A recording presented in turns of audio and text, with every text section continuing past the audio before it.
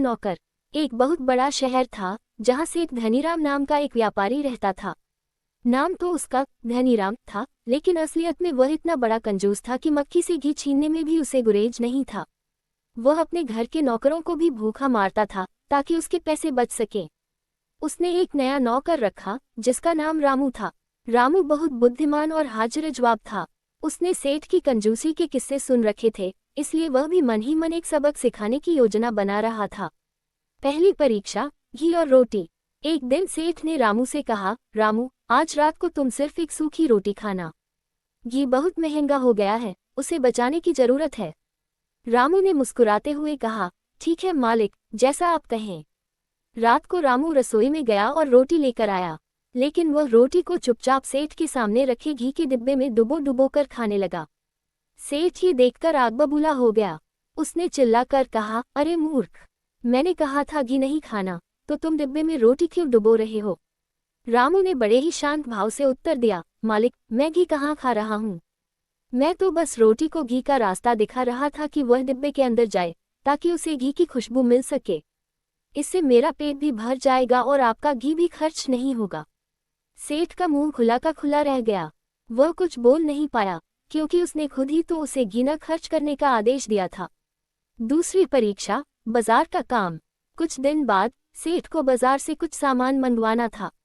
उसने रामू को एक सिक्का दिया और कहा, रामू, जाओ और बाजार से सबसे अच्छी चीज लेकर आओ जिसे खाकर पेट भी भर जाए, मन भी खुश हो जाए और घर के लिए कुछ बच भी जाए। रामू बाजार गया और कुछ देर बाद वापस आया। उसके हाथ में एक नींबू था। सेठ ने गुस्से में पूछा, यह क्या लाए हो? इतने से नींबू से क्या होगा? रामू बोला, मालिक, आपने कहा था पेट भरे, मन खुश हो और कुछ बचे। इस नींबू का रस निकालकर आप शरबत पी सकते हैं, जिससे आपका मन खुश हो जाएगा।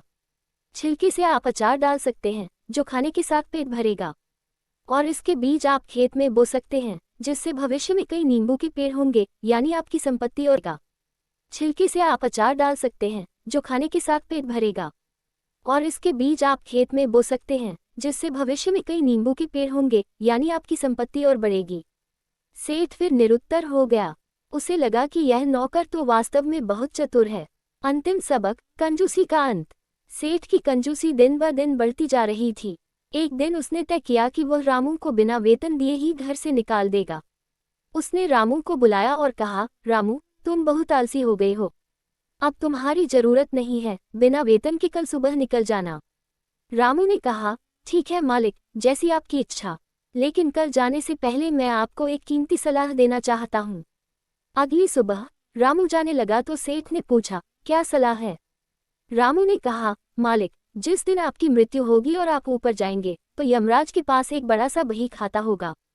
अगर आप उस खाते में अपनी संपत्ति का हिसाब लिखेंगे, तो पन्ने कम पड़ जाएंगे।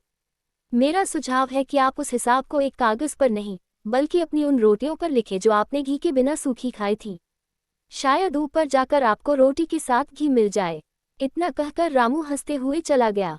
सेठ अपनी कंजूसी के परिणामों को सोचकर स्तब्ध रह गया। उसे समझ आ गया कि धन का संचय व्यर्थ है अगर उसे जीने के लिए इस्तेमाल न किया जाए।